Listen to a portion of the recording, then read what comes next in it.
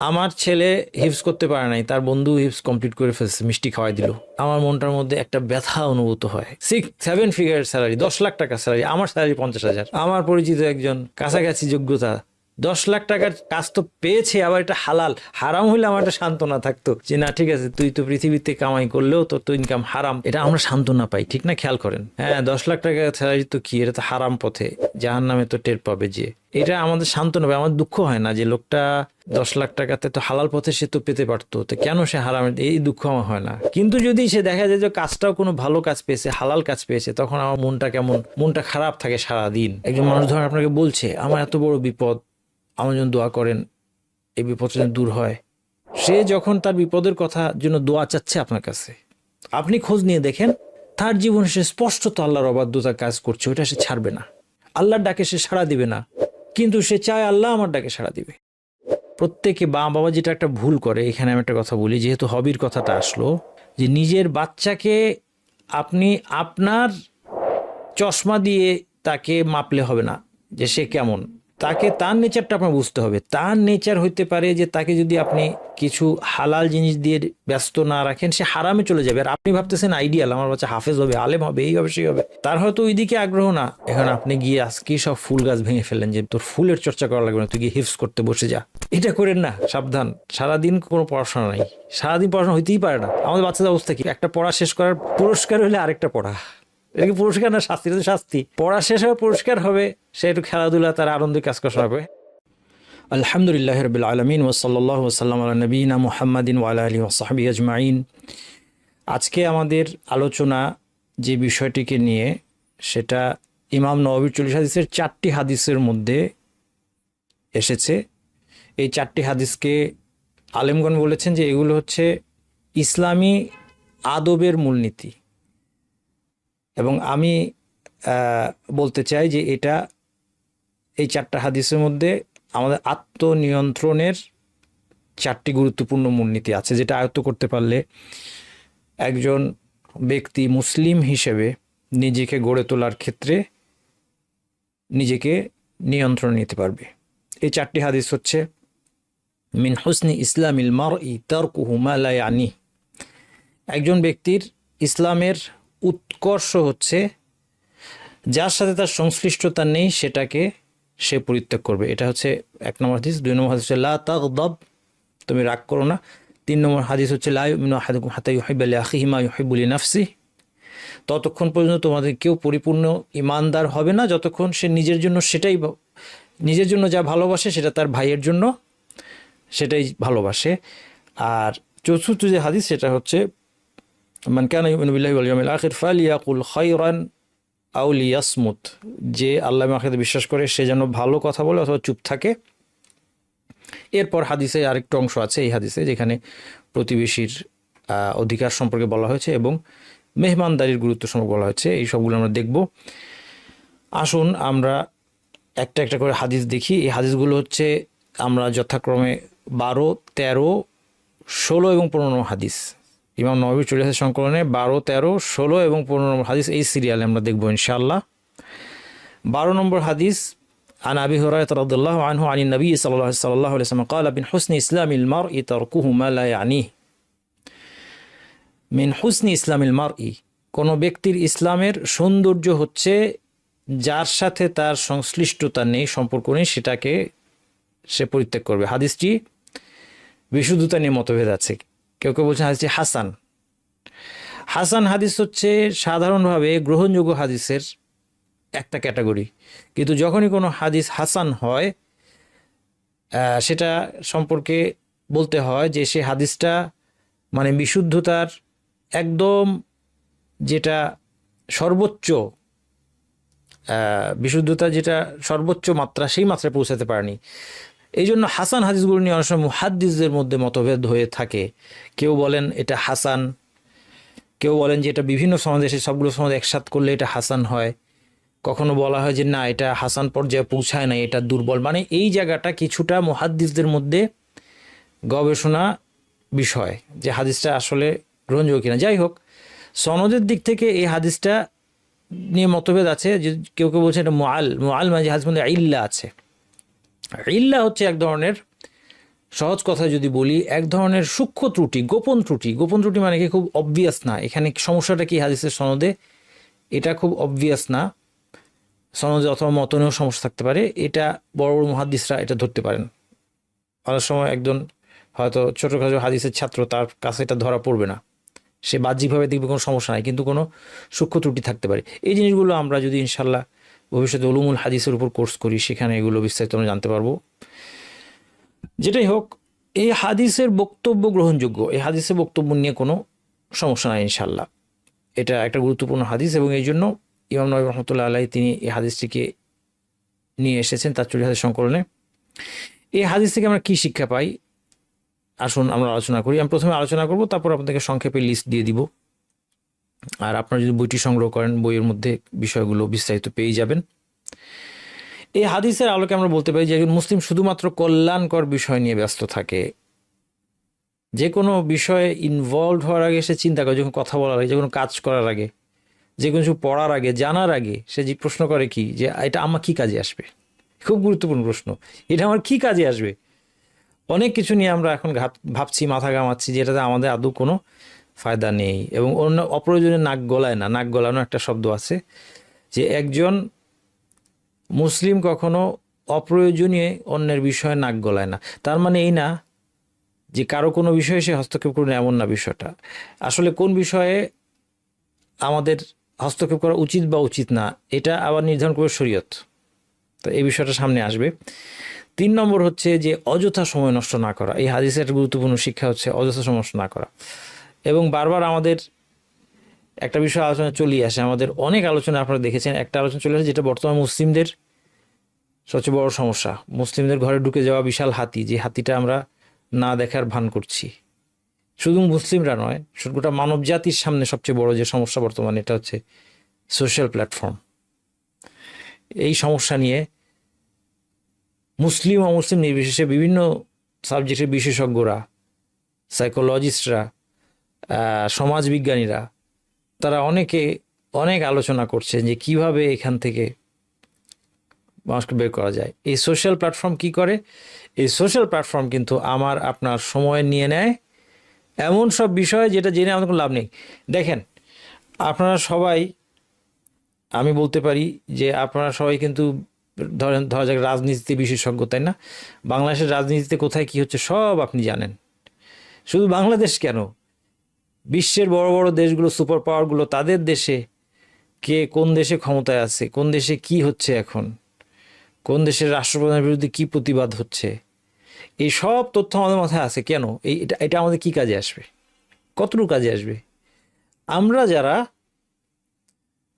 জনসাধারণ, আমি আপনি, আমরা কি, আমরা মুসলিম জনসাধারণ, এইগুলো জানার আমাদের আসলে কোনো ফায়দা নাই। কত রাজনীতির খবর, কত স্পোর্টসের খবর আমার মাথায় আছে। তারপর এরকম আরও কত বিষয়ের কত জিনিস আমাদের জানা আছে। সাধারণত সোশ্যাল প্ল্যাটফর্মে আমরা এগুলোই করি। বিভিন্ন শপিংয়ের সাইট, কোনখানে কোন প্রোডাক্ট পাওয়া যাচ্ছে, এগুলি নিয়ে আমরা ঘন্টার পর ঘন্টা সময় ব্যয় করি। যদি আপনি গড়ে 1 ঘন্টা সময় করেও এর পিছনে ব্যয় করেন, দেখেন দিনে 1 ঘন্টার সময় কিন্তু কম না। 1 ঘন্টার সময়টা আপনি এই সময়টায় আপনি যদি নাও জানতেন, হ্যাঁ, ভুটানের প্রেসিডেন্টকে আর ভুটানের রাজধানী কি, কথার কথা, হ্যাঁ, এটা যদি আপনি নাও জানেন, সাধারণ জ্ঞান। আরেকটা বিষয় হচ্ছে সাধারণ জ্ঞানটা খুব এনকারেজ করা হয়। আমরা বাচ্চাদেরকে খুব এনকারেজ করি। সাধারণ জ্ঞান না থাকলে আমরা যখন বড় হচ্ছি তখন, এবং ইভেন এখনও আছে, যে আমাদেরকে দোষারোপ করা হতো যে তুমি জানো না। তো আসলে দেখেন, আপনি ভুটানের রাজধানী আপনার দুনিয়া কাজে আসবে না, আখিরাতে কাজে আসবে? কোনো কোথাও কাজে আসবে না। শুধু আপনি একটু কাজে আসবে যে আপনি মানুষের সামনে দেখাতে পারবেন যে আমি একটু কালচার্ড, আমি এডুকেটেড, এটা আপনি মানুষের সামনে দেখাতে পারবেন। এছাড়া আসলে এরকম অনেক তথ্য দিয়ে আমাদের মাথা বোঝাই, যেগুলো আমাদের দুনিয়া আখিরাতে। সাধারণ জ্ঞানের বিষয়টা আমি বড় আলেমদেরকে এটা নিয়ে বলতে শুনেছি এবং আমি ব্যাপারটা তাদের সাথে একমত, যে সাধারণ জ্ঞান আসলে আমাদের সময় নষ্ট করার আরেকটা ওয়ে ছাড়া আর কিছুই না। কিন্তু সোসাইটি আমাদের কাছে চায়, আমাদের বাচ্চাদের কাছে চায় যে তারা এই জিনিসগুলো জানবে, কিন্তু না জানলে কোথায় কি ক্ষতি, দুনিয়ায় কোথায় কে সাধারণ জ্ঞানভাবে আটকেছে, ইন্টারভিউ ছাড়া। ইন্টারভিউ, হ্যাঁ ঠিক আছে, ইন্টারভিউতে পুরো জিনিসটাই কৃত্রিম। ইন্টারভিউতে যে সাধারণ জ্ঞানের প্রশ্নটা করা হয় তার প্রফেশনের সাথে কোনো সম্পর্কই নাই। আমি কম্পিউটার, ধরা যাক আমি কম্পিউটার সায়েন্টিস্ট, আমি কম্পিউটার সায়েন্স রিলেটেড যদি কোনো আমি কাজ খুঁজতে যাই, আমার তো ভুটানের রাজধানী জানে আমার কোনো কাজে আসবে না। হ্যাঁ, তো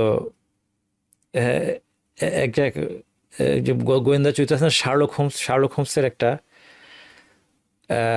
একটা কথা ছিল, শার্লক হোমসের মধ্যে একটা কথা ছিল, সেটা হলো যে সূর্যের চারিদিকে গ্রহ কয়টা এটা জেনে আমার কি কাজে আসবে। এটা শার্লক হোমসের কথা। মানে সে তার একটা ইয়ে ছিল, সে অপ্রয়োজনীয় তথ্য সে মাথায় রাখে না। তো দেখেন, আমরা মুসলিমরা কিন্তু বুদ্ধিমান হওয়ার কথা ছিল যে আমার কোনটা কাজে লাগবে, ঠিক আছে, সেটার সাথে রিলেটেড। আমি যদি একজন ইসলামী বক্তা হই, তাহলে ইসলামী ইতিহাসের অনেক কিছু আমার মাথায় থাকাটা এটা সাধারণ জ্ঞানের পার্ট, এবং এটা আমার জন্য কার্যকর, সেটা ঠিক আছে, আমি সেটা বলছি না। আচ্ছা, তাহলে আমরা যে ধরুন প্রতিদিন 1 ঘন্টা সময় যদি সোশ্যাল প্ল্যাটফর্মের মধ্যে নষ্ট হয়, 1 ঘন্টার সময় দিলে কত কোরআন আপনি মুখস্থ করতে পারতেন? প্রতিদিন 1 ঘন্টা করে সময় দিলে কতগুলো ইসলামী বই পড়তে পারতেন? কত পৃষ্ঠা? বছরে 365 ঘন্টা, কিন্তু কম না, আপনি দেখেন হিসাব করে। এরপর কতগুলো হাদিস আপনি পড়তে পারতেন? কতগুলো মাসালা? আপনি বছরে 365টা মাসালা যদি প্রতিদিন একটা করে নতুন মাসালা, 1 ঘন্টায় তো একটা না, 1 ঘন্টা অনেকগুলি মাসালা আপনি শিখতে পারবেন। আপনি বছরে দেখা যেত যে প্রতিদিন একটা করে মাসালা শিখতে 365, 2টা করে মাসালা, 3টা করে মাসালা, 1000 মাসালা আপনার শেখা হয়ে যায় বছরে। যদি 1 ঘন্টায় 3টা করে মাসালা শিখতে পারেন, 1000 মাসালা বছর শেখা হয়ে যায়। কিন্তু আমরা এটি হিসাবটা করলে আমরা বুঝতে পারবো যে আমাদের সময়টাকে কিভাবে আমরা অ্যালাউ করছি যে শয়তান আমাদের সময়টা চুরি করে নিয়ে যাচ্ছে। এই একটা হাদিসের শিক্ষা মিন হুসনি ইসলামিল মারই তারকুহু মা লা ইয়ানি, যেটা তার কোনো কাজে আসে না সেটা নিয়ে সে নিজেকে এটার মধ্যে জড়াবে না।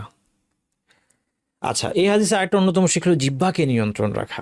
এই হাদিস থেকে কিন্তু আলেমরা জিহ্বাকে নিয়ন্ত্রণ করার কথা বলেছেন, কারণ আমার জিহ্বাটা যেই জিনিসে আমার কথা বলার দরকার নাই, যে সমস্ত বিষয়ে কথা বলার কোনো ফায়দা নাই, কেন আমি সেইখানে জিহ্বাটাকে নিব? বিশেষ করে জিহ্বা খুব বিপজ্জনক একটা অঙ্গ শরীরের, এটা নিয়ে আলাদা আলোচনা যেতে আসবে, আর বেশি কথা এখন না বলি।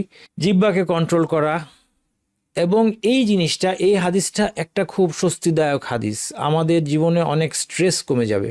আচ্ছা, আমাদের জীবনে স্ট্রেস কীভাবে কমে যাবে দেখেন, আমি বলি যে আমরা প্রথমত কি করছি, এবং এখন এগেইন সোশ্যাল প্ল্যাটফর্মের যুগে, এই গ্লোবাল ভিলেজ এখন পৃথিবীটা, আমরা সবখানে মানুষের সব ধরনের সব সমস্যা দিয়ে কিন্তু আমাদের মস্তিষ্কে সবসময় এটা বোমবার্ড করা হচ্ছে যে কোথায় কি সমস্যা চলতে, তাই না? এটা নিউজ সেল করে যারা, তাদের কাজই এটা। যত বিভৎস নিউজ সে নিয়ে আসতে পারবে তত তার ভিউ বেশি হবে, এটা তার কাজ হলো নিউজ সেল করা। আচ্ছা, আমরা হচ্ছে এটার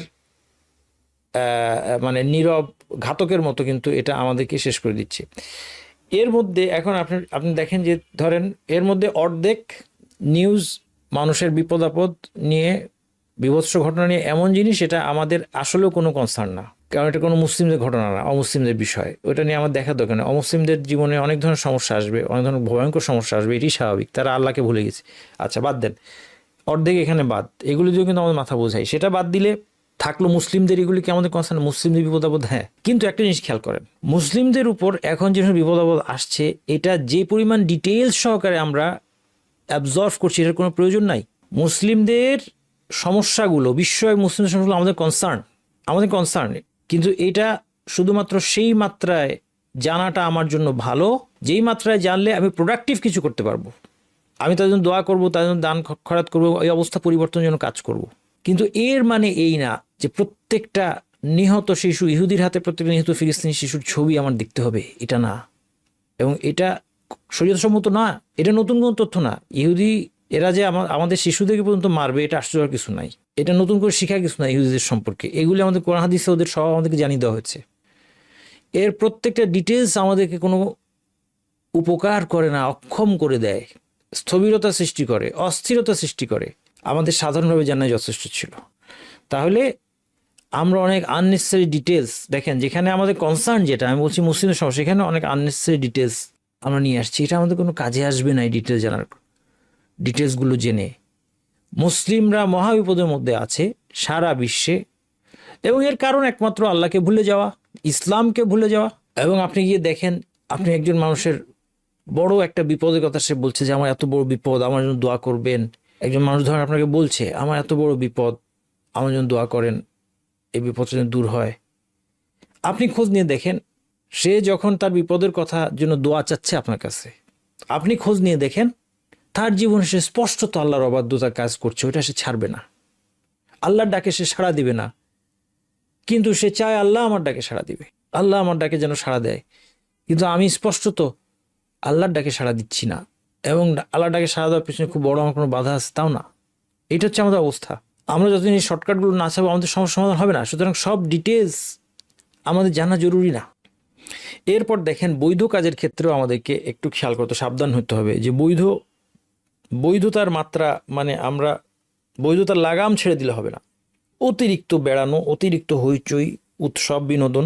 হারামের কথা বাদ দিচ্ছি, এখানে হারাম নিয়ে নাই, হাদিসটা তো হারাম নিয়ে না, তর্কুহুমালা ইয়ানি, মানে এর মধ্যে হারাম তো বটেই, হালালের মধ্যে আমাদের আসলে কতটুকু মাত্রায় উপকারী এটাও আমাদের দেখতে হবে। হালালটা কতটুকু, আমার বিনোদনটা কতটুকু দরকার। বিনোদন হোক, অসুবিধা নেই, বেড়ানো, মাঝে মধ্যে পরিবারকে নিয়ে বেড়ানো দরকার আছে, কিন্তু এটা মাত্রার মধ্যে, পুরো জীবনটাই যেন এন্টারটেনমেন্ট হয়ে না যায়, এটা আমাদের একটা বিরাট সমস্যা। তারপরে খরচের ক্ষেত্রে আমার 10 লাখ টাকা গাড়িতে চলে, আমি 50 লাখ টাকা গাড়ি চড়তে হবে, আচ্ছা এটা তো হারাম না, ঠিক আছে, কিন্তু দেখেন আমি অনেককে চিনি যারা এই বিলাসী জীবন, তারা ভালো মুসলিম, কিন্তু তারা এই বিলাসী জীবন যাপন করতে গিয়ে যেখানে 10 লাখ টাকা দিয়ে চলে সেখানে 50 লাখ টাকা খরচ করতে গিয়ে আস্তে আস্তে সন্দেহজনক ট্রানজ্যাকশনে জড়িয়ে যান। বিভিন্ন তাদের ব্যবসা বাণিজ্য এবং এর মধ্যে সন্দেহজনক বিষয় ঢুকে আছে, সুদের মধ্যে জড়িয়ে যাচ্ছেন, বিভিন্ন সন্দেহজনক ট্রানজ্যাকশনে জড়িয়ে গিয়ে তারা কিন্তু এই সন্দেহজনক এরিয়াটা কি, এটা হচ্ছে হালাল এবং হারাম মাঝখানে একটা সীমানা ছিল, যে এর মধ্যে মান ওয়াকাফি শুবহাতি ওয়াকাফিল হারাম, আমরা এর আগে ইমাম নববীর 6 নম্বর হাদিস থেকে শিখছি, তাই না? যে শুবহাতের মধ্যে চলে যাবে সে আস্তে আস্তে হারামের মধ্যে চলে যাবে। এরপর দেখেন হবি, আরেকটা জিনিস হচ্ছে, আরেকটা অপ্রয়োজনীয়, স্ট্যাম্প জমানো, কয়েন জমানো। এগুলো আমাদের ছোটোবেলায় ছিল, এখনকার ছেলেপেলে এগুলি করে কিনা আমি জানি না। আমাদের সময় ছিল স্ট্যাম্প, কয়েন, জোকার জমানো। জোকার চিনেন কিনা আপনারা? যখন না চিনলে নাই, না চিনলে ভালো। এরকম কী কাজে আসে এগুলি? এগুলি অনেক উৎসাহ দেওয়া হয়, এগুলি অনেক, কথা হচ্ছে যে হ্যাঁ কারোর জন্য হইতে পারে, মানে সে এরকম এই কাজটা না করলে কোনো একটা হারাম কাজ করবে, এটা অবস্থা বুঝে আপনারা অ্যাপ্লাই করবেন। যদি এগুলি কিন্তু বোঝা খুব দরকার, আপনার সন্তানের অবস্থাটা আপনার বোঝা দরকার। আপনার সন্তান সম্পর্কে প্রত্যেকে বাবা যেটা একটা ভুল করে, এখানে আমি একটা কথা বলি, যেহেতু হবির কথাটা আসলো, যে নিজের বাচ্চাকে আপনি আপনার চশমা দিয়ে তাকে মাপলে হবে না যে সে কেমন, তাকে তার নেচারটা আপনার বুঝতে হবে। তার নেচার হইতে পারে যে তাকে যদি আপনি কিছু হালাল জিনিস দিয়ে ব্যস্ত না রাখেন সে হারামে চলে যাবে। আর আপনি ভাবতেছেন আইডিয়াল, আমার বাচ্চা হাফেজ হবে, আলেম হবে, এই হবে সেই হবে, তার হয়তো ওই দিকে আগ্রহ না, তার ঝোঁক অনেক এমন দিকে যেটার থেকে সে কি হতে পারে, সে খারাপ পথে চলে যেতে পারে। এখন তাকে একটু হালালটাই তাকে করতে দেন। তখন এই কথাটা, এই জন্য আমি এটা কেন বললাম যে আমি যে হবিকে সমালোচনা করছি, এটা আপনারা যদি ঢালাওভাবে এখন আজকে গিয়ে, ধরা যাক আপনার ছেলের হবি আছে, আপনার মেয়ের হবি আছে কোনো একটা, মনে করেন টবে ফুল গাছ লাগায়, এখন আপনি গিয়ে আজকেই সব ফুল গাছ ভেঙে ফেললেন যে তোর ফুলের চর্চা করা লাগবে না, তুই গিয়ে হিফজ করতে বসে যা, এটা করেন না। এইটা আমার কথার উদ্দেশ্য না, কিন্তু এই হবিকে এনকারেজ করা বেশি দরকার নাই। আচ্ছা যদি করতেই হয় পজিটিভ এমন কিছু, যেমন ওই যে ফুলের চর্চা করা, বরং এটা অনেক ভালো। তারপর মেয়েদের যদি রান্নাবান্নার হবি থাকে, ছোটোবেলার থেকে রান্নাবান্না সে ইয়ে করে, এটা ভালো, এটা তার জীবনে, বাস্তব জীবনে কাজে আসবে। ছেলেরা যদি একটু শরীর চর্চা করে, মার্শাল আর্টস, এগুলির প্রতি যদি তাদের আগ্রহ থাকে, শারীরিক, হ্যাঁ, ছেলেদেরকে ফিজিক্যাল অ্যাক্টিভিটির দিকে উৎসাহিত করবেন। ওই স্ট্যাম্প জমানোর চেয়ে বাবা তুমি যে দৌড়াদৌড়ি করো, তুমি গিয়ে একটু মার্শাল আর্টস শিখো, সুইমিং শিখো, এইগুলি তার জন্য উপকারী হবে। এগুলি দিবেন সারাদিন। যেই বাচ্চা পড়ে, এই বাচ্চা ভবিষ্যৎ অন্ধকার, সাবধান। সারাদিন কোনো পড়াশোনা নাই, সারাদিন পড়াশোনা হইতেই পারে না। আমাদের অবস্থা হচ্ছে পড়াশোনা, মানে লেখাপড়া, আমাদের বাচ্চাদের অবস্থা কি, লেখাপড়া শেষ, একটা পড়া শেষ করার পুরস্কার হলে আরেকটা পড়া। এটা কি পুরস্কার না শাস্তি? এটা তো শাস্তি। পড়া শেষ হবে, পুরস্কার হবে সে একটু খেলাধুলা, তার আনন্দের কাজ করার সময় পাবে। হ্যাঁ, তারপর আপনি চেষ্টা করেন তার এটাকে, শখটাকে আনন্দের দিকে, মানে তার শখটাকে বেনিফিশিয়াল কিছুতে গাইড করার জন্য আপনি চেষ্টা করেন। এরপর নারীরা আমাদের রান্না, ফ্যাশন, এগুলো ঘরের সাজসজ্জার পিছনে অতিরিক্ত, না এতটা না, কিছুটা ভালো। এখনকার সমাজে আপনার নারীরা স্বামীদের জন্য একটু বেশি সাজগোজ করা ভালো। তারপর এখন ফিতনার সময়, তারপরে রান্নাবান্না একটু মজাদার রান্নাবান্না করা ভালো, যেন মানে ফাস্টফুডের দিকে, তো ক্ষতিকর, ফাস্টফুডের দিকে ঝুঁকে না পড়ে বাচ্চারা, কিন্তু লিমিটের মধ্যে। এখন মানে রান্নাই নেশা হয়ে গেছে, এটা কিন্তু ভালো না। হ্যাঁ, রান্না সাজসজ্জাটা এটাই সব সময় চলে যায় এইসব পিছনে, এগুলি খেয়াল রাখতে হবে। এবং সর্বোপরি হচ্ছে অপ্রয়োজনীয় বিষয় নিয়ে যদি মাথা ঘামানো আমরা বন্ধ করি, আমাদের নিজের হিসাব নেওয়া সহজ হবে। দেখেন আমরা দিনের কতটা সময় খালি অন্যের হিসাব নিতে নিতে আমাদের চলে যায়, বলেন তো কি লাভ, কি ফায়দা? এটা অনেকে তাদের মেথোডোলজি বানিয়ে ফেলেছে যে অন্যের, সে আমার পরিবারের লোক হোক, আমার আত্মীয়, সে কোনো দায়ী হোক, কয়টা কথা ঠিক বলেছে, কয়টা কথা ভুল বলেছে, এটা নিয়ে আমরা পড়ে থাকি। ইউটিউবে ঢুকলে আমরা ওইটা দেখি, কোন দায়ের বিরুদ্ধে কি বললো কে, কোন শাসক কত খারাপ, এ আমাদের কি কাজে আসবে? এই একটা আমাকে কবরও প্রশ্ন করবে না, আল্লাহ প্রশ্ন করবেন না কিয়ামতের দিন। আচ্ছা, দাওয়াতি ক্ষেত্রেও আমাদের এই সমস্যা আছে কি? দেখেন আমি একটা উদাহরণ দিই। আমরা যখন ইয়াং প্রথম আমরা হাদিস, সহিহ, দঈফ এগুলো নিয়ে খুব কনসার্নড, মানে সহি দিন শেখার যখন একটা উৎসাহ আসলো আমাদের বিশ্ববিদ্যালয় জীবনে, আমরা দুইজন দিনী ভাই দেখা হইলেই প্রথম আলোচনার টপিক কি ছিল জানেন? না, যে নামাজে হাত আগে না হাঁটু আগে, সিজদা যাওয়ার সময় হাত আগে না হাঁটু আগে, এই ডিবেটটা করে নিয়ে তারপর বাকি আলোচনা আমরা শুরু করতাম। তখনকার এটা ছিল হট টপিক, আমার মনে আছে। মানে যে কোনো দুইজন দেখা হলে এই আলোচনাটা পুনরায় করতো। এবং এটার পিছনে আমরা কত সময় নষ্ট করেছি অপ্রয়োজনীয়। কেন? কারণ প্রথমত এখানে যে হাদিসগুলো আছে এটা নিয়ে অনেকে বলছেন যে কোনো হাদিসই শুদ্ধ না, একটা করলেই হয়। আচ্ছা, এরপর যদি এই হাদিসে যাচাই বাছাই করতে হয়, এটা আমাদের লেভেলের জিনিস না, এটা এক্সপার্ট লেভেলের জিনিস। সাধারণ মুসলিম হিসেবে আমি একজন আলেমের ফতোয়া ফলো করাই ভালো, ঠিক আছে। কেউ যদি বলে আমার নির্ভরযোগ্য আলেম বলছে আগে হাঁটু, চমৎকার। কেউ যদি বলে আমি আলবানির বই পড়ছি আগে হাত, ভালো করেন। কেউ বলছেন বিনবাজ বলছে আগে হাঁটু, ইবনুল কাইয়িম বলছে আগে হাঁটু, আমি আগে হাঁটু, করেন, শেষ, এখানে শেষ। এই যে ডিবেট করে আমরা সময় নষ্ট করছি, এটা কিন্তু আসলে শয়তান আমাদের সময় নষ্ট করেছে। যে না, শয়তান আমাদের কি বুঝাচ্ছে যে তুমি হাদিসের জ্ঞান অর্জন করছো, কোনো জ্ঞান অর্জন না, এটা নিছক সময় নষ্ট। কত জরুরি বিষয় আমাদের জানার ছিল, আলোচনা করার ছিল। হ্যাঁ, তাহলে এটা দিনই আলোচনা বিষয়েও কিন্তু এই বিষয়গুলো হতে পারে। তাহলে দেখেন আমরা এখন আমাদের লিস্টটা এখানে দিয়ে দিলাম আপনাদেরকে, যে এটার হাদিসের শিক্ষা হচ্ছে শুধু কল্যাণকর বিষয়ে ব্যস্ত থাকা, অন্যের বিষয়ে নাক না গলানো, অযথা সময় নষ্ট না করা, জিহ্বাকে নিয়ন্ত্রণ করা। এটা অন্তরের স্বস্তির কারণ হবে আমাদের। যা করতে পারি আমরা তা করব, যখন এই হাদিসটিকে বাস্তবায়ন করব আমরা যা করতে পারি সেটা করব, যেটা করতে পারি না এটা নিয়ে আমাদের হুতাশ করে লাভ না। এটা আল্লাহ আমাকে ধরবেন না, যেটা আমার সাধ্যের বাইরে, যেই কাজটা করা আমার সাধ্যের বাইরে, এটা নিয়ে আমরা দেখা যায় হুতাশ করে সময় নষ্ট করি। হালালের আতিশয্য পরিত্যাগ করা, এর একটা শিক্ষা। নিজের হিসাব নেওয়া, অন্যের হিসাব না নিয়ে নিজের হিসাব বেশি বেশি নেওয়া। দিনই আলোচনা, তর্ক বিতর্কের সতর্কতা, হাদিসের শিক্ষা। হাদিসের অর্থ কি এই যে আমরা নির্লিপ্ত থাকবো, কে কি করলো আমাদের কিছু আছে না, এটা হাদিসের অর্থ নয়। তাহলে আমাদের ইসলামের একটা মূলনীতি সৎ কাজে আদেশ, মন্দ কাজে নিষেধ, এটা আমাদেরকে করতে হবে। কিন্তু এখানে দুইটা বাড়াবাড়ি আমাদেরকে, দুইটা এক্সট্রিম আমাদেরকে পরিহার করে সৎ কাজে আদেশ, মন্দ কাজে নিষেধ করতে হবে। সৎ কাজে আদেশ, মন্দ কাজে নিষেধ ইসলাম অন্যতম মূলনীতি, আমরা এটা আলোচনা করেছি, এটা অনেক হাদিস আমরা বলছি। এখন যেটা বলবো যে এটা আমাদের করতে হবে, সুতরাং তার কুহু মালাই আনি, যেটা আমার কনসার্ন না, আমি দেখতে যাব না কে কি করলো সমাজে, আমার দেখার বিষয় না। আমার পরিবারে কে কি করলো দেখার বিষয় না। আমি আমার সালাত আদায় করব, আমি আমার সালাত নিয়ে থাকবো, কোরআন তেলাওয়াত নিয়ে থাকবো, কে কি করলো কিছু দেয় না, এটা হাদিসের অর্থ নয়। কিন্তু সৎ কাজে আদেশ এবং মন্দ কাজে নিষেধ করতে গিয়ে দুইটা বাড়াবাড়ি, দুইটা ভুল পথ আছে। এক নম্বর হচ্ছে নির্লিপ্ত থাকা। এটা আসছে আমাদের কোথার থেকে? এটা আসছে এখন ওয়েস্টার্ন কালচার থেকে আসছে। দেখবেন অনেক মানুষ, দিনদার মানুষ, তাকে যদি কোনো বলেন যে ভাই আপনার এই আমলটা ঠিক না বা এই কাজটা ঠিক না, যেটাই আপনি বলেন, দেখবেন সে আপনাকে বলবে যে আপনি আমাকে জাজ করছেন। আরে বাবা, আমি তোমাকে জাজ করি নাই, আল্লাহ তোমাকে জাজ করেছেন, আর এটা তোমার সাথে শেয়ার করা আমার কর্তব্য।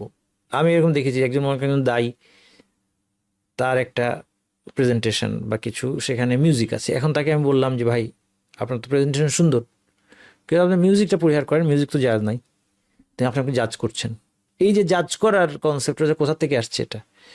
এটা হচ্ছে ওয়েস্টার্ন কালচার থেকে আসছে, যে কেউ কাউকে ভুল বলবে না, সে ঠিক আছে এটা বলবে, এটা ক্ষতিকর, কিন্তু কেউ চাইলে করতে পারে, অসুবিধা নেই, এই ধরনের একটা অ্যাপ্রোচ। এটা রং। আমাদের মুসলিম হিসেবে দিন ও নাসিহা আমরা শিখে আসছি দাওয়াতের এবং মূলনীতিতে, কল্যাণ কামনা। আমি কল্যাণ চাইবো আমার ভাইয়ের, সে যদি ভুলের মধ্যে থাকে আমি তার ভুলটা ধরে দেওয়ার চেষ্টা করবো, সে আমার ভুলটা ধরে দেওয়ার, অবশ্যই আদবের সাথে। ওইটা আবার আরেকটা ভুল, ওইটা করতে গিয়ে আমরা আবার আদব লঙ্ঘন করে ফেলি। অনেক বিষয়, অনেক মশালা আছে যেটার একাধিক মত আছে, সেগুলো না জেনে আমরা করে ফেলি। কিন্তু কিছু জিনিস স্পষ্ট, মিউজিক হারাম এটা স্পষ্ট, এরকম মতভেদের বিষয় না। মদ্যপান করা হারাম এরকম মতভেদের বিষয় না। পর্দা করতে হবে এরকম মতভেদের বিষয় না, তাই না? তাইলে এইগুলি আমাদের বলতে হবে, এটা বলা পার্ট অফ দিন, এটা জাজমেন্টের হয়। আর এটা যদি বলেন যে এটা আপনি জাজ করছেন আমাকে, তাহলে বলবো যে আমি না, আল্লাহ জাজ করেছেন আপনাকে, কোরআন হাদিস আপনাকে জাজ করেছে, আমি এটা আপনাকে জানিয়ে দিলাম। আরেক এক্সট্রিম হলো, এটা এক এক্সট্রিম নির্লিপ্ত থাকা। আরেক এক্সট্রিম হলো যেখানে যেটা আমার ডোমেন না, আমার ক্ষমতা বা আমার আয়ত্তের বাইরে গিয়ে পরিবর্তন চেষ্টা করা। এটা বোঝানোর জন্য আমি যে উদাহরণটা আগেও দিয়েছি আবার দিব, কারণ এটা খুব কাজে লাগবে আপনার জীবনে। আপনি বাসায় আপনার ছেলে মোবাইল ফোন, স্মার্টফোন নিয়ে আসছে, আপনি কেড়ে নেবেন, ঠিক আছে, কিন্তু আপনি কি আপনার প্রতিবেশীর ছেলের হাত থেকে স্মার্টফোন কেড়ে নিতে পারবেন? সবাই বলবে না, পারবো না। বড় প্রতিবেশীর সাথে সম্পর্ক ভালো থাকতে বুঝতে পারে যে ভাই এত ছোট ছেলে বয়সে এখন স্মার্টফোন দিয়ে না, অনেক ফিতনা। আপনার স্ত্রীকে আপনি পর্দার মধ্যে জোরপূর্বক রাখতে পারবেন। আরেকজনের বউ বেপর্দা বের হয়েছে, আপনার প্রতিবেশীর ওয়াইফ বের হয়েছে, আপনি কি ইট পাটকেল মারবেন তার দিকে? এটা মানুষ খুব সহজে বুঝতে পারে যে না, তাকে ইট পাটকেল মারা যাবে না। তো কারণ কেন? সে কি অন্যায় করতেছে না? তার অন্যায় দমন করা কি আমার কর্তব্য না? তাহলে কেন এটা জায়েজ নাই? কারণ এখানে হাত দিয়ে না, ফাইনলাম ইয়াস্তাতে ফাবি লিসানি ওয়াইনলাম ইয়াস্তাতে ফাইনলাম ইয়াস্তাতে ফাবি কলবি। যদি হাত দিয়ে না পারো তাহলে জিহ্বা না পারা, এটা না পারার মধ্যে পড়ে। কারণ এটা এখানে আমাকে অনুমতি দেয় নেই, শরীয়ত তো আমাকে অনুমতি দেয় নেই যে তা এখন আমার প্রতিবেশীর বউয়ের দিকে আমি ইটপাটকেল মারবো কারণ সে সাজগুজ করে বাইর হয়েছে। এইটা মানুষ বুঝতে পারে সহজে, কিন্তু সমাজ রাষ্ট্রের ক্ষেত্রে বুঝতে পারে না। সেখানেও একই নীতি। সেখানে গিয়ে আমি অন্যায়কে পরিবর্তন করার জন্য আমার সীমার বাইরে গিয়ে আমার জন্য ভাঙচুর করা, জানমালের ক্ষয়ক্ষতি করা, এই বৈধতা শরীয়ত আমাকে দেয় নাই।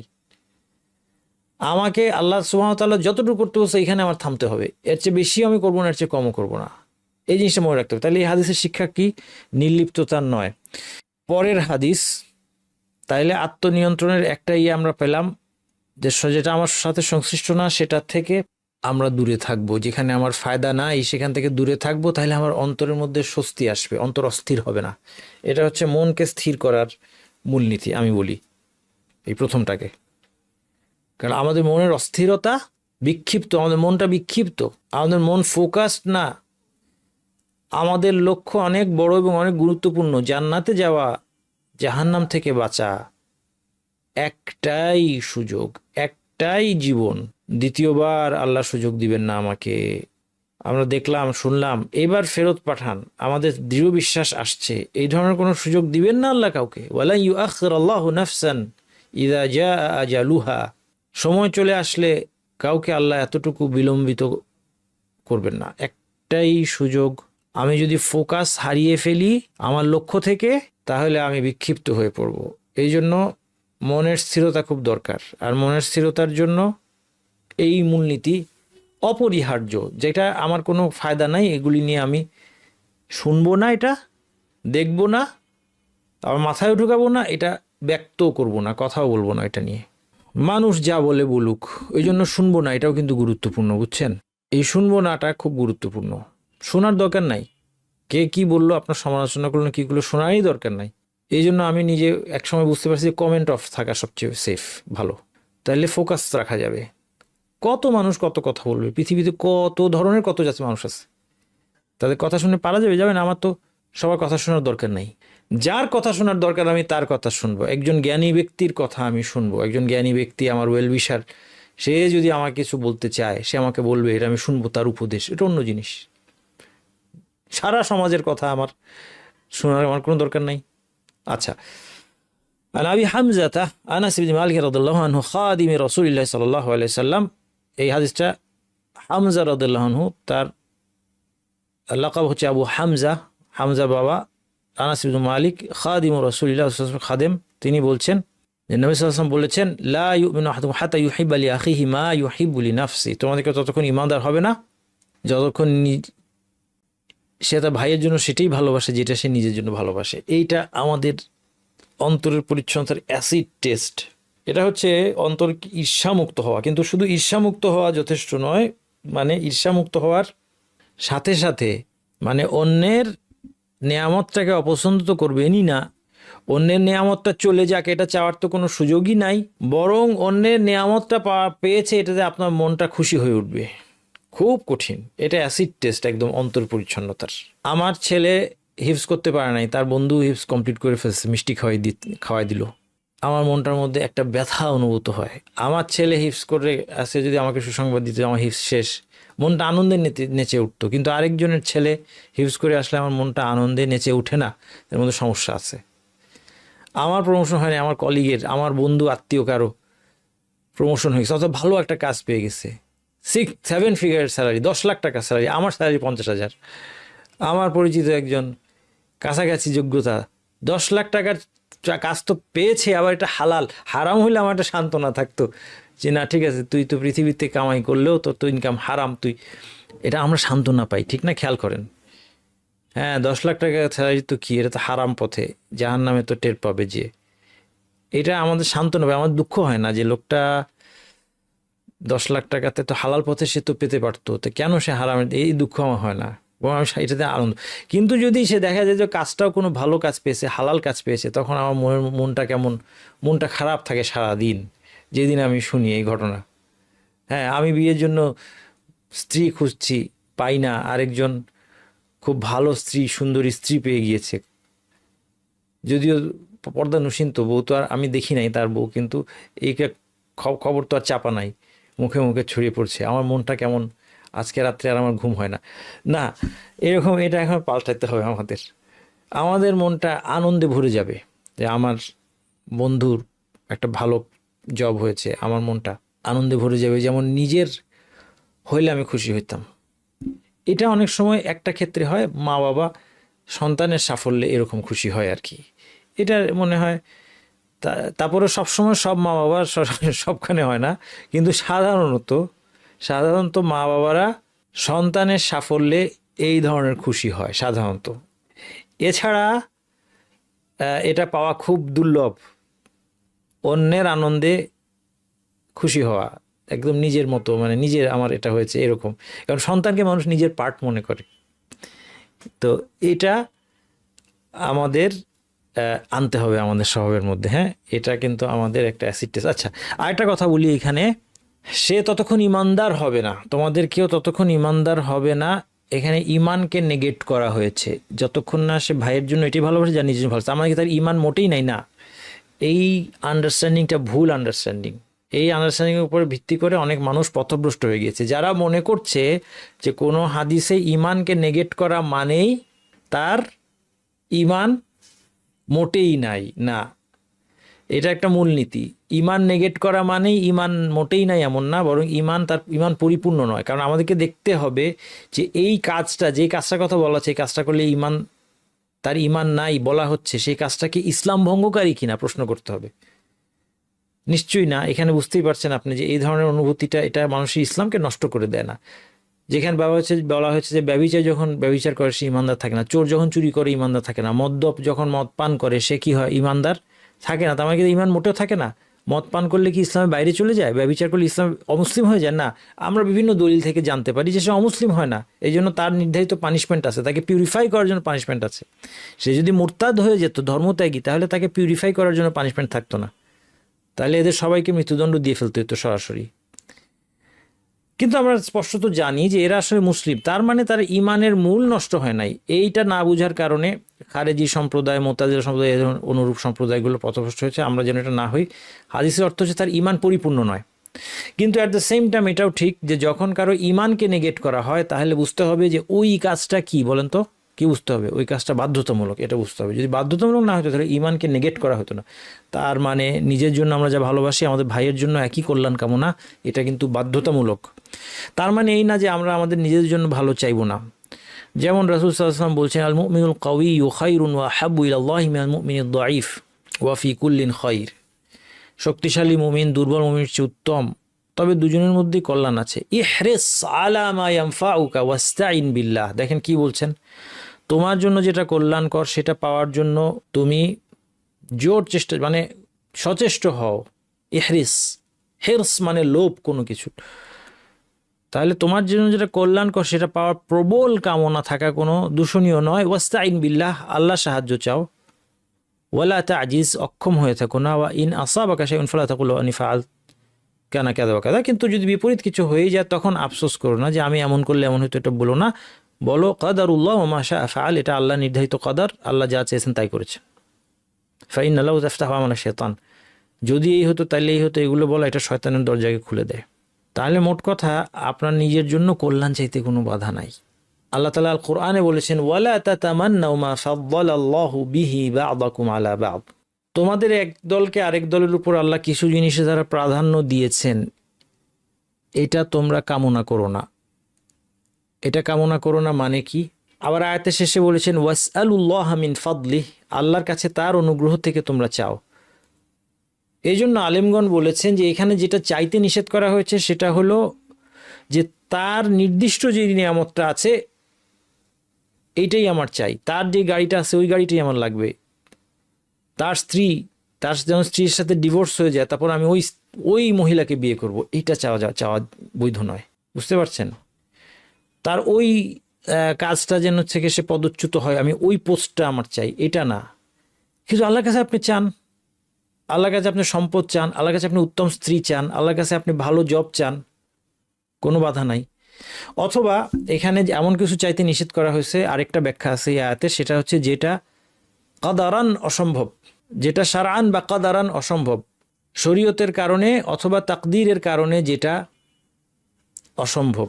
যেমন কোনো মহিলা যদি আফসোস করে যে আমাকে আল্লাহ মহিলা বানাইলো কেন, আমি ঘর সংসার নিয়ে থাকি, আমার স্বামী কি সুন্দর দাওয়াতি কাজ করছে, আল্লাহ পথে যুদ্ধ করছে, কত ভালো ভালো কাজ করছে ঘরের বাইরে, কত বড় আলেম, কত বড় দায়ী, অনেক কিছু মনে করতে পারে, কিন্তু আমার তো এটা হওয়ার সুযোগ নাই, আমার পর্দার ভিতরে ঘরের মধ্যে আমি ঘর সংসার করতে, কেউ জানেও না। ওলা এটা বলা যাবে না, ওলা তাতামান্নাউ মা ফাদ্দালাল্লাহু বিহি বা'দাকুম আলা বা'দ, কারণ পুরুষদেরকে আল্লাহ একটা রোল দিয়েছেন, নারীদেরকে একটা রোল দিয়েছেন। যদি নারী পুরুষের রোল পালন করতে চায় আর পুরুষ নারীর রোল পালন করতে চায় এটা বৈধ না, কারণ এটা কাদারান, এটা অসম্ভব, এটা দোয়া করা যাবে না। কেউ যদি দোয়া করে আল্লাহ আমাকে পুরুষ বানিয়ে দিন, এটা করা যাবে না। আল্লাহর জন্য কি অসম্ভব? না, আল্লাহর জন্য অসম্ভব না, কিন্তু এটার এই চাওয়া না যায়, এটা আপনি চাইতে পারবেন না। কিন্তু আপনি আল্লাহর অনুগ্রহ থেকে চান, যেই মৌলিক চাওয়াগুলো আমাদের আছে, আমরা কি চাই? সম্পদ আল্লাহর কাছে চাই, আমরা সম্পদ চাই, তো কোনো বাধা নেই তো। আমরা সম্মান যদি চাই, আমরা সম্মান চাই আল্লাহর কাছে, কোনো সমস্যা নেই, বাধা নেই। সৎকর্মের ক্ষেত্রে কি অন্যকে প্রাধান্য দিব? এই হাদিসের শিক্ষা, নামাজের সামনের কাতারে জায়গা আছে, আমি না যে আরেকজনকে ঠেলে, আমার দেশে যেটা হয় খালি ঠেলাঠেলি করে, এটা আমার দেশের কালচার, ঠেলাঠেলি করে পাশের জনকে আপনি যান করতে থাকে না, এটা শিক্ষা না। ভালো কাজের ক্ষেত্রে এটা করা যাবে না। তার মানে বোঝা গেল যে আমার ভালো কাজে উৎসাহ নাই। এই জন্য আলেমরা এই মাসালাটা আলোচনা করেছেন, এর দীর্ঘ আলোচনা আছে আলেমদের। ফাস্তাবিকুল খায়রাত, আল্লাহ তাআলা বলছেন কল্যাণ কাজে প্রতিযোগিতা করো। কল্যাণের কাজে আপনাকে প্রতিযোগিতা করে সবার আগে যে করতে হবে। আপনি অন্যকে আগায় দিবেন না, আপনি নিজে সমাজের প্রথম কাতারে যে জায়গা করে নেবেন, আগের কাতারে। হ্যাঁ, এক্সেপশনাল ক্ষেত্রে ভিন্ন কারণে আপনি করতে পারেন। যেমন ধরা যাক আপনার বাবা, আপনার সাথে আপনার বাবা আছে, এখন বাবাকে এগিয়ে না দিলে বাবা মনে কষ্ট পেতে পারে, এই কারণে আপনি দিলেন, সেটা ভিন্ন কথা, এটা ব্যতিক্রমী অবস্থা। তাহলে সৎকর্মের ক্ষেত্রে কিন্তু আমরা সুযোগটা আগে নিজের জন্য নেওয়ার চেষ্টা করব। পরের হাদিস হচ্ছে রাগকে দমন। তাইলে কি পাইলাম আমরা? দুইটা হাদিস। প্রথম হাদিসে আমাদের মন স্থির হলো, দ্বিতীয় হাদিসে আমাদের মনকে আমরা ঈর্ষা মুক্ত করলাম, মানুষের জন্য কল্যাণ কামনা, অন্তরটা অনেক পরিচ্ছন্ন হয়ে আসছে। আর একটু বাকি আছে, সেটা কি? আন আবি হুরায়রা রাদিয়াল্লাহু আনহু আন্না রাজুলান ক্বালা লিন-নবী সাল্লাল্লাহু আলাইহি ওয়াসাল্লাম আউসিনি, একজন ব্যক্তি রাসূল সাল্লাল্লাহু আলাইহি ওয়াসাল্লামকে জিজ্ঞেস বললেন আউসিনি, আমাকে ওসিয়ত করুন, উপদেশ দিন। ক্বালা লা তাগদাব, তুমি রাগ করো না। ফারাদ্দাদা মিরারান, সে বারবার জানতে চাইল যে আমাকে আরো কিছু উপদেশ দিন। ক্বালা লা তাগদাব, বারবার একটা উপদেশই দিলেন নবী সাল্লাল্লাহু আলাইহি ওয়াসাল্লাম, যে রাগ করো না। কোনো বর্ণনায় দেখা যায় যে সাহাবী বলছেন, যিনি হাদিসটা তিনি শুনছেন এই কথাটা, তিনি বলছেন ففكرت حين قال النبي صلى الله عليه وسلم ما قال فإذا الغضب يجمع الشر كله, আমি নবী সাল্লাল্লাহু আলাইহি ওয়াসাল্লাম কথাটা চিন্তা করে দেখলাম এবং ভেবে দেখলাম যে গদব বা ক্রোধের মধ্যে সমস্ত অন্যায়, সমস্ত মন্দ একত্রিত হয়ে যায়। অর্থাৎ ক্রোধ হচ্ছে অনেক ধরনের অন্যায় কাজের পেছনে চালিকা শক্তি, হচ্ছে মানুষের ক্রোধকে যদি দমন করা যায়, রাগকে যদি দমন করা যায়, অনেক সময় আপনি দেখবেন একজন মানুষ সম্পর্কে চিন্তা করতে করতে আপনার রাগ বাড়ছে বাড়ছে বাড়ছে বাড়ছে, সেইটা বলছে, সেইটা করেছে, তাইলে মনে হয় সেটা, তাইলে মনে হয় সে, তাইলে মনে হয় সেটা, রাগ জমতে জমতে জমতে জমতে আপনি তার আর মানে সে আদৌ এগুলো কিছুই করে নাই। হয়তো প্রথম তথ্যটাই ভুল ছিল। আমার মনে আছে একবার আমার নিজের জীবনে এরকম ঘটনাটা ঘটেছে। সেটা কি, যে এক লোকের সাথে একটু সমস্যা আর কি। এখন গিয়ে দেখা গেল যে পার্কিংয়ের মধ্যে গাড়ি রাখা। তো এখন পার্কিং একটা গাড়ি রাখা, তো আমি ধরেই নিলাম যে এইটা ওই লোকের গাড়ি, ইচ্ছা করে সে এটা এই কাজটা করেছে, সে আমার পার্কিং এনে গাড়িটা রাখছে। এরপর কি হলো, এই যে চিন্তা কিন্তু চলতে থাকলো যে এখানে এই করব, তখন সে, তাকে আমি ধরবো, সে আমাকে এটা বলবে, আমি তাকে এটা বলবো, হ্যাঁ, রাগ বাড়তে বাড়তে বাড়তে বাড়তে পরে দেখা গেলো এটা আদৌ ওই লোকের গাড়িই না, ওই লোকের গাড়িই নাই, এটা তার গাড়ি না।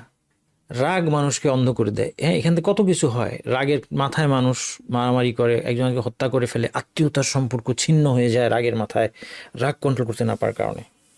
আচ্ছা, রিলেটেড একটা হাদিস, আন আব্দুর রহমান ইবনি জুবাইরিন আন আব্দুল্লাহ ইবনি আমরিন আন্নাহু সাল্লাল্লাহু আলাইহি ওয়াসাল্লাম মাযা ইউবাঈদুনি মিন গাদাবিল্লাহি আযজা ওয়া জাল্লা ক্বালা লা তাগদাব। এই হাদিসে বলা হচ্ছে আব্দুল ইবনে আমর ইবনে আস রাদিয়াল্লাহু আনহুমা, তিনি রাসূল জিজ্ঞেস করলেন যে আল্লাহর রাগ থেকে আমাকে কি দূরে রাখবে?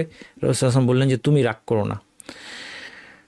এবং রাগ দমনকারীদেরকে আল্লাহ প্রশংসা করেছেন, ওয়াসারিউ ইলা মাগফিরাতিন মির রাব্বিকুম জান্নাতিন আরদুহা সামাওয়াতু ওয়াল আরদু উইদ্দাত লিল মুত্তাকিন। তুমি তোমার রবের ক্ষমা এবং সেই জান্নাতের দিকে প্রতিযোগিতায় দ্রুত এগিয়ে চলো, যার প্রস্থ আসমান সমুদ্র পৃথিবীর প্রস্থের সমান, যা মুত্তাকিদের জন্য প্রস্তুত করা হয়েছে।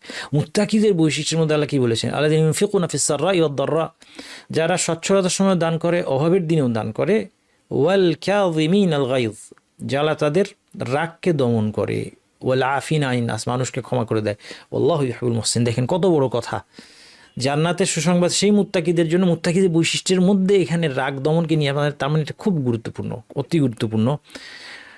অন্য হাদিসে আসছে, লাইসা শাদীদু বিসসুরআতি ইন্নামা শাদীদুল্লাযী ইয়ামলিকু নাফসাহু ইনদাল গাদাব। প্রকৃত শক্তিমান সে নয় যে কুস্তিতে অন্যকে ফেলে দেয়, বরং প্রকৃত শক্তিমান ওই ব্যক্তি যে রাগের সময় নিজেকে নিয়ন্ত্রণ রাখতে পারে। অন্য হাদিসে এসেছে যে রাসূল বলছেন, মান কাযামা গায়যান ওয়া হুয়া ইয়াসতাতিউ আন ইউনাফফিযাহু, যখন কেউ রাগ দমন করে অথচ সে চাইলে তার রাগকে বাস্তবায়ন করতে পারে, অর্থাৎ সে যা করতে চায় সে ক্ষমতা আছে, দাআহুল্লাহু ইয়াউমাল কিয়ামাহ, তা সত্ত্বেও সে রাগ দমন করেছে, দাআহুল্লাহু ইয়াউমাল কিয়ামাহ, কিয়ামতের দিন আল্লাহ তাকে ডাকবেন, আলা রুউসিল খালাইক, সমস্ত মানুষের সামনে তাকে ডাকবেন, হাত্তা ইউখাইয়িরাহু ফি আইয়িল হুরি শা, তাকে চয়েস দিবেন যে তুমি যে কোনো হুরকে তুমি বেছে নিতে পারো, এটা তার জন্য বিশেষ পুরস্কার হবে কিয়ামতের দিন রাগ দমন করা। রাগ দমন করার 3টা ধাপে আমরা এটাকে বাস্তবায়ন করব। আগে আমি বলছি, তারপর আপনাদের সামনে লিখিত দিব। 1 নম্বর স্টেপ হচ্ছে যে রাগের উপলক্ষটাকে বন্ধ করে দেওয়া। যেমন একটা খুব সহজ উদাহরণ দিই, আমরা অনেক সময় দেখি যে রিক্সাওয়ালার সাথে রিক্সা ভাড়া নিয়ে কথা কাটাকাটি চলছে এবং রাগ উঠে যাচ্ছে উভয় পক্ষের। অনেক সময় কেউ রিক্সাওয়ালাকে আঘাত করে বসেন, রিক্সাওয়ালা হয়তো পাল্টা কিছু করে বসেন, একজনকে গালি দিয়ে বসতে পারে।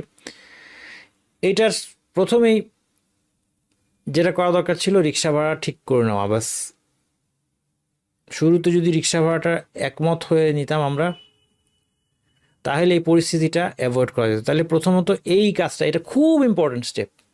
আপনি যখন অফিসে যান, আপনার ওয়াইফ খালি আপনার মেসেজ পাঠায়, ঘর সংসারের এইসব হাবিজাবি, আপনার রাগ উঠে যায়।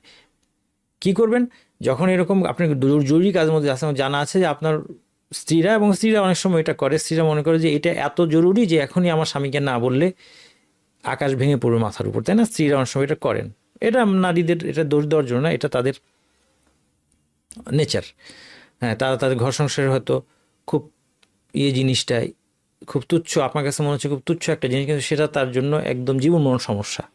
তো এখনই স্বামীকে না বললে আমার হচ্ছে না, তখন আপনি কি করেন, আপনি আপনার ইন্টারনেট অফ করেন, যেন মেসেজ ঢুকতেই না পারে। যদি আপনার রাগ এরকমই হয়ে যাবে, রাগ উঠে যাবে, আপনি কাজ এলোমেলো সামলাতে পারবেন না, তাহলে আগেই আপনি স্টেপটা নিয়ে ফেলেন,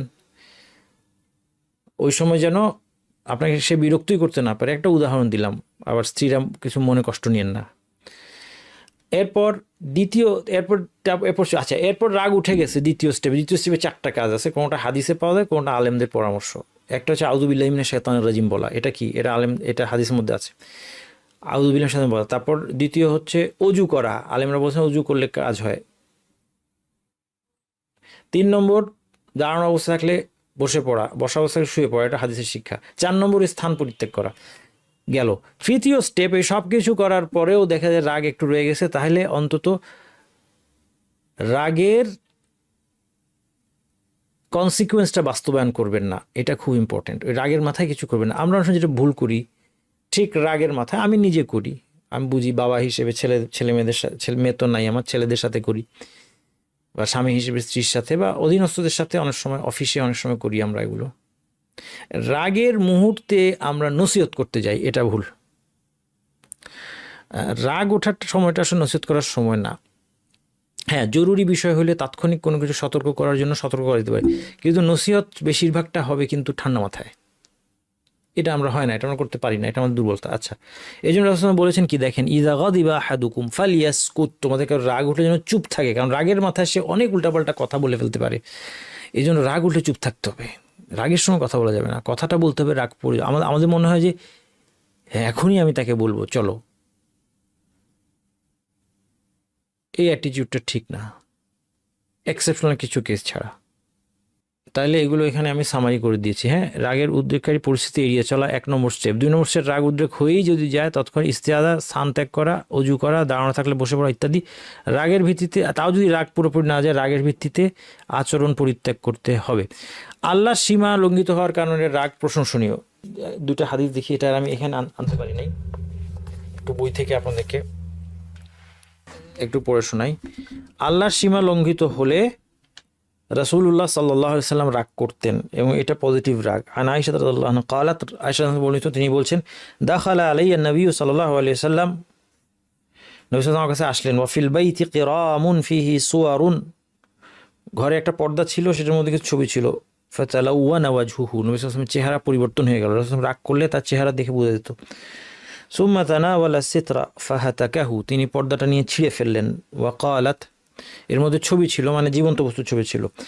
ক্বালাত ক্বালা নবী সাল্লাল্লাহু আলাইহি ওয়াসাল্লাম, তাআলা বললেন, মিন আশাদ্দিন নাসি আযাবান ইয়াউমাল কিয়ামাতি আল্লাযীনা ইউসাউবিরুনা হাযিহিস সুওয়ার, যারা এই ছবিগুলো আঁকে কিয়ামতের দিন তারা সবচেয়ে কঠিন শাস্তি পাবে। আরেকটা হাদিস দেখেন, ইন্টারেস্টিং হাদিস। একজন ব্যক্তি বলছে, রাসূল সাল্লাল্লাহু আলাইহি ওয়াসাল্লামের কাছে এসে বলছেন, ওয়াল্লাহি ইয়া রাসূলুল্লাহি ইন্নী লা আতাআখারু আন সালাতিল গাদাতি মিন আজলি ফুলান, বলছেন যে ফজরের সালাতে মসজিদে দেরি করে যাই ইমামের কারণে। যিনি ইমাম তিনি কি করেন, মিম্মা ইউতিলু বিনা, তিনি নামাজ লম্বা করেন। ফামা রাআইতু রাসূলুল্লাহি সাল্লাল্লাহু আলাইহি ওয়াসাল্লাম ফি মাউইযাতিন আশাদ্দা গাদাবান মিনহু ইয়াউমাইদিন, বর্ণনাকারী বলছেন, ওয়াজ করতে গিয়ে এত রাগ করতে আমি কখনো রাসূল সাল্লাল্লাহু আলাইহি ওয়াসাল্লামকে দেখি নাই, যতটা রাগ করতে সেদিন দেখলাম। তিনি ভীষণ রাগ করলেন, বললেন, রাগ করলেন কার উপর? এই যে লোক অভিযোগ দিয়েছে মসজিদে দেরি করে যায় তার উপর, নাকি ইমামের উপর? ইমামের উপর রাগ করেছে। বললেন, ইন্না মিনকুম মুনাফিরিন, তোমাদের মধ্যে কিছু লোক আছে যারা মানুষকে দিন থেকে তাড়িয়ে দিচ্ছে। ফাআইয়ুকুম মা সাল্লা বিন-নাসি ফালইয়াতাজাওয়াজ, তোমাদের যে মানুষকে নামাজ পড়াবে সেজন্য সংক্ষেপ করে। ফা ইন্না ফীহিমুদ দাঈফা ওয়াল কাবীরা ওয়া যাল হাজা, কারণ তাদের মধ্যে দুর্বল বয়স্ক লোক আছে এবং এমন লোক আছে যার কোনো একটা কাজ আছে, প্রয়োজন আছে, তাকে তাড়াতাড়ি নামাজ শেষ করে যেতে হবে, এগুলো খেয়াল রাখাই আমার দায়িত্ব। যাই হোক, দেখেন এখানেও তিনি খুব রাগ করলেন। আমাদের আজকের আত্মনিয়ন্ত্রণের সর্বশেষ মূলনীতি হচ্ছে জিহ্বাকে নিয়ন্ত্রণ করা। এতক্ষণ যেগুলো গেল এগুলো অন্তরের বিষয়, এবার আসলো জিহ্বা। আবু হুরায়রা বর্ণিত রাসূলুল্লাহ বলেছেন, মান কানা ইউমিনু বিল্লাহি ওয়াল ইয়াউমিল আখির ফালইয়াকুল খায়রান আও লিয়াসমুত, যে আল্লাহ এবং আখিরাতে বিশ্বাস করে সেজন্য ভালো কথা বলে অথবা চুপ থাকে। ওমান কানা ইউমিনু বিল্লাহি ওয়াল ইয়াউমিল আখির ফালইউকরিম জারাহ, যে আল্লাহ এবং আখিরাতে বিশ্বাস করে সেজন্য তার প্রতিবেশীকে সম্মান করে। ওমান কানা ইউমিনু বিল্লাহি ওয়াল ইয়াউমিল আখির ফালইউকরিম দাইফাহ, যে আল্লাহ এবং আখিরাতে বিশ্বাস করে সেজন্য তার মেহমানকে সম্মান করে। চুপ থাকা অত্যন্ত গুরুত্বপূর্ণ। দেখেন, আমরা এর আগে দেখেছি হালাল হারাম মাঝখানে সন্দেহজনক না। এখন দেখেন, কথা বলা, ভালো কথা বলা, নিউট্রাল কথা, এটা হচ্ছে মাঝখানের, ওই যে ওখানে অস্পষ্ট বিষয় যেটা ছিল এখানে হচ্ছে কি একটা লেয়ার, মাঝখানে একটা লেয়ার হচ্ছে নিউট্রাল কথা, আরেকটা হচ্ছে খারাপ কথা। নবী সাল্লাল্লাহু আলাইহি ওয়াসাল্লাম কি ফালইয়াকুল খায়রান, ভালোটা বলুক, আও ইয়াসমুত, দুইটা বিভাগ দুইটা অংশ বাদ, দুইটা টাইপের কথা বাদ। হারাম তো বাদই, নিউট্রাল কথাটাও বাদ। আচ্ছা, নিউট্রাল কথা কিন্তু আবার আবার মানে কখনো অন্য কারণে ভালো কথায় পরিণত হয়। যেমন মেহমান আসছে, আপনি সালাম আলাইকুম ওয়ালাইকুম আসসালাম, তাও চুপ করে বসে থাকলেন তার সামনে, কোনো কথাই বলবো না, ভালো কথাও বললেন না, নিউট্রাল কথাও না। নিউট্রাল কথা বলেন, কেমন আছেন, আপনার দিনকাল কেমন চলছে, আপনার শরীর এখন কেমন, মাঝখানে অসুস্থ ছিলেন, বাচ্চাদের পড়াশোনার কী অবস্থা। নিউট্রাল কথা, এগুলো ইটসেলফ নিউট্রাল কথা, কিন্তু এখানে এটা ভালো কথা, কারণ এটা আপনার গেস্টকে ওয়েলকাম করার পার্ট। তাকে সে যেন এখানে মানে অনাকাঙ্ক্ষিত নিজেকে মনে না করে, তাই না? নয়তো সে মনে করবে যে বিরক্ত হচ্ছে, আচ্ছা আমি চলে যাই। তাহলে এই জন্য এটা,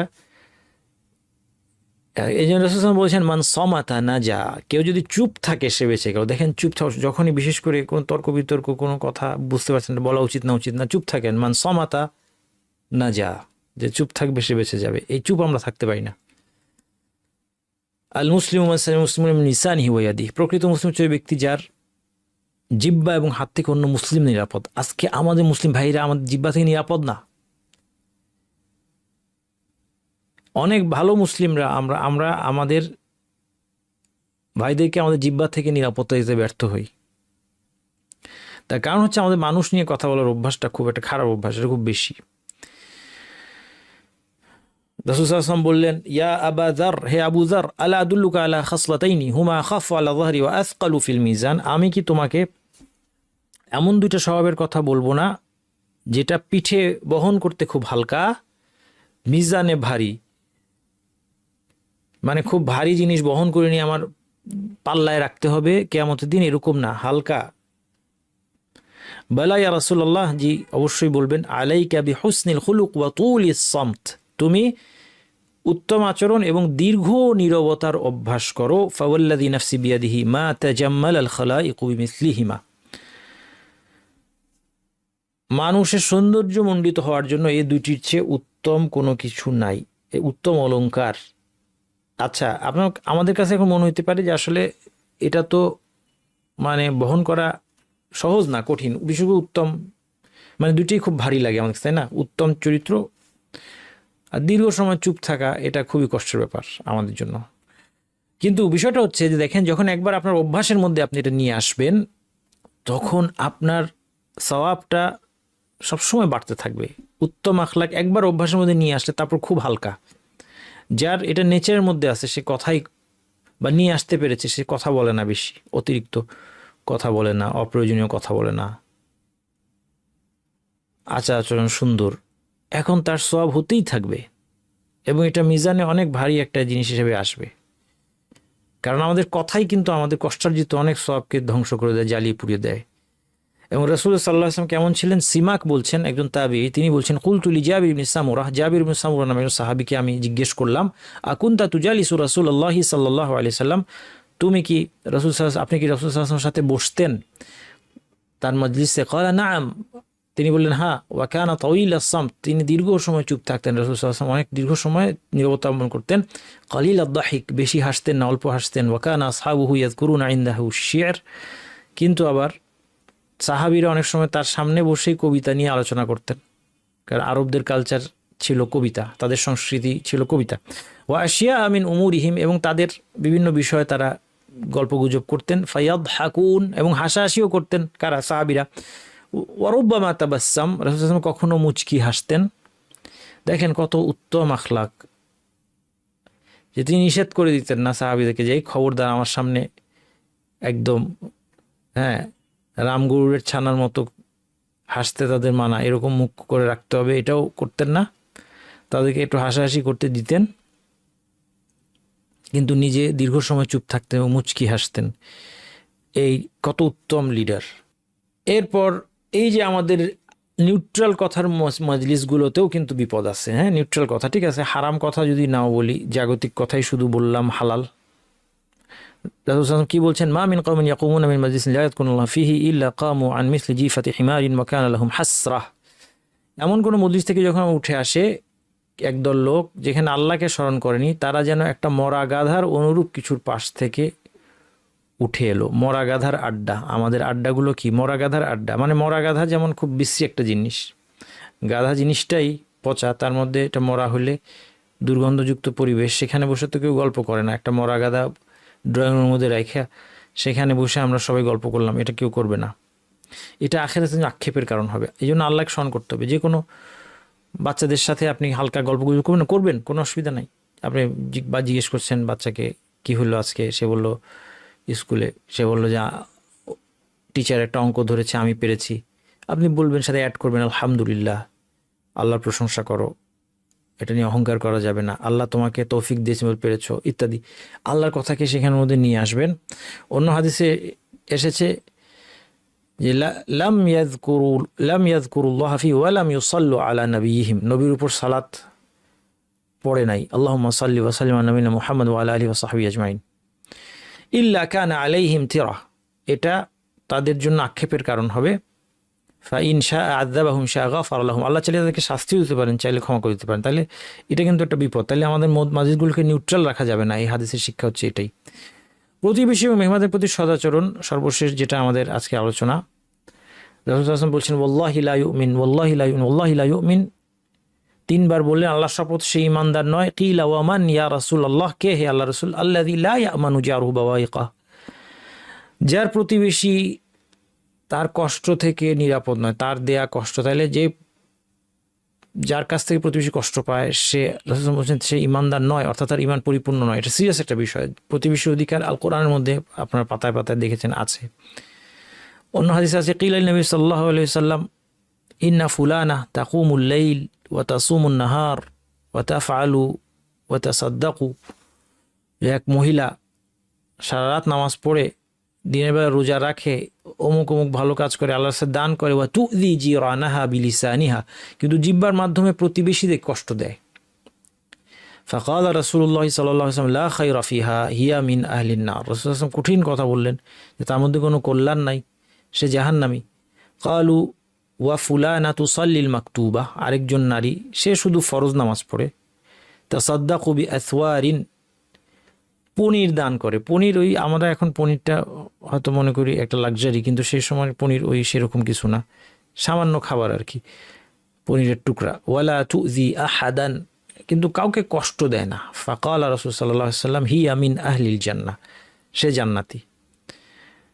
প্রতিবেশী সম্পর্কে আবু যার রাদিয়াল্লাহু আনহু বলছেন ইয়া আবা যারিন ইযা তাবাখতা মারাকাতান ফাআকসির মাআহা ওয়া তাআহাদ জিরানাক, হে আবু যার ঝোল রান্না করলে পানি বাড়িয়ে দাও এবং তোমার প্রতিবেশীদের খোঁজ নাও। আচ্ছা, প্রতিবেশীদের রাইট কি, অধিকার কি, তিনটা কথায় সংক্ষেপে আমরা নিয়ে আসতে পারি। এক নম্বর হচ্ছে কোনো কষ্ট দেওয়া যাবে না তাকে, এটা খুব সহজ কথা। দুই নম্বর, তার মৌলিক প্রয়োজন পূরণ করতে হবে, মৌলিক প্রয়োজন আছে কিনা তার দেখতে হবে। আর প্রতিবেশী খেতে পায় না, এটা খুব কঠিন ব্যাপার। তিন নম্বর হচ্ছে তার প্রতি ইহসান করতে হবে, বাকিটা হচ্ছে প্রথা অনুযায়ী। যেমন প্রতিবেশী যদি দরিদ্র হয় তাকে হয়তো 500 টাকা দিলে খুব খুশি হবে, কিন্তু আপনার আরেকটা প্রতিবেশী সম্পদশালী, তাকে 500 টাকা দিলে সে অপমানিত বোধ করবে, তাকে টাকা দিলে আপনাকে বুঝতে হবে। তার চেয়ে তাকে 100 টাকার মিষ্টি যদি এক প্যাকেট পাঠান, এটা তার জন্য বেশি সম্মানজনক। তাহলে প্রতিবেশীর হক হচ্ছে সে কোনো কষ্ট পাবে না আপনার থেকে, তার খোঁজ খবর রাখা হবে, মৌলিক প্রয়োজন পূরণ করতে হবে, তার খোঁজ খবর রাখতে মৌলিক প্রয়োজন। 3 নম্বর হচ্ছে বাকি সদাচরণ প্রত্যেকের অবস্থা প্রথা অনুযায়ী। মৌলিক প্রয়োজনের মধ্যে এটাও আছে যে সে অসুস্থ হয়ে পড়লে তার খোঁজ খবর নেওয়া ইত্যাদি। বাকি সদাচরণ প্রত্যেকের অবস্থা এবং প্রথা অনুযায়ী। মেহমানের দ্বারা এ হাদিসের মধ্যে মান কানা ইউমিনু বিল্লাহি ওয়াল ইয়াউমিল আখির ফাল ইউকরিম দাইফা, সে মেহমানের সম্মান করে। এই হাদিসে মেহমান দ্বারা উদ্দেশ্য মুসাফির মেহমান। সাধারণ মেহমান যেটা আছে, আমরা ঢাকার মধ্যে একজন আরেকজন বাসায় গেলাম দেখা সাক্ষাৎ, সেখানে ঠিক আছে, এটা কিন্তু প্রাথমিকভাবে এই হাদিসটা কার সম্পর্কে? মুসাফির সম্পর্কে। কেন? এই যে দেখেন, এই হাদিসে একটা বর্ণনা এসেছে যে রাসূল সাল্লাল্লাহু আলাইহি ওয়াসাল্লাম বললেন মান কানা ইউমিনু বিল্লাহি ওয়াল ইয়াউমিল আখির ফালইউকরিম জারাহ, যে আল্লাহর আখিরাতে বিশ্বাস করে সে যেন তার প্রতিবেশীকে সম্মান করে। ওয়া মান কানা ইউমিনু বিল্লাহি ওয়াল ইয়াউমিল আখির ফালইউকরিম দাইফাহু জাইজাতাহ, যে আল্লাহর আখিরাতে বিশ্বাস করে সে যেন তার প্রতিবেশীকে তার প্রাপ্য আপ্যায়নটা উপহার দেয়। ক্বালা ওয়া মা জাইজাতুহু ইয়া রাসূলুল্লাহ সাহাবী জিজ্ঞেস করলেন যে তার প্রাপ্য আপ্যায়ন কি? রাসূল সাল্লাল্লাহু আলাইহি ওয়াসাল্লাম বললেন ইয়াউমুন ওয়া লাইলা, একদিন এক রাত। তার মানে বুঝতে পারছেন সে মুসাফির। আমরা একজন বাসায় যখন ঢাকার মধ্যে যাই তখন তার বাসায় রাত কাটাই না। ইয়াউমুন ওয়া লাইলা ওয়া দিয়াফাতু সালাসাতু আইয়াম, এরপর 3 দিনের মেহমানদারি। ফামা কানা ওয়ারা যালিকা ফাহুয়া সাদাকা, এর বাইরে কিছু থাকলে সেটা সাদাকা, সাদাকাতুন আলাইহি। তাহলে বিষয়টা হচ্ছে এরকম, একদিন এক রাত তাকে থাকতে দেওয়া, আপ্যায়ন করা ওয়াজিব। এবং এই দিনের আপ্যায়নটা একটু ভালো হবে, হ্যাঁ, একটু পোলাও রানতে হবে আর কি, সামর্থ্য থাকলে। মানে এটা বললাম অবস্থা অনুযায়ী, এখন যার মানে ভাত খাওয়ারই সামর্থ্য নেই তার কথা বলছি না, কিন্তু এই দিন একটু পোলাও রানবেন। তারপরে 3 দিন ভাত খাওয়াবেন, ভাত তরকারি বাসার নর্মাল ভাত ডাল, ছোট মাছ, করলা ভাজি। আর এরপর যদি তারপরেও মেহমানদারি করেন 3 দিনের পরেও, তাহলে সাদাকা, এটা অপশনাল। একদিন ওয়াজিব, 3 দিন মুস্তাহাব, সাধারণ আপ্যায়ন। এরপরে কি? এরপরে হচ্ছে সাদাকা। এখানে বাংলাটা দেওয়া আছে, পুরো হাদিসটা আনি নাই, এই অংশটা আনছি, প্রাসঙ্গিক অংশটা। সুবহানাকাল্লাহুম্মা ওয়া বিহামদিকা আশহাদু আল্লা ইলাহা ইল্লা আনতা আস্তাগফিরুকা ওয়া আতুবু ইলাইক। আসসালামু আলাইকুম ওয়া রাহমাতুল্লাহি ওয়া বারাকাতুহু।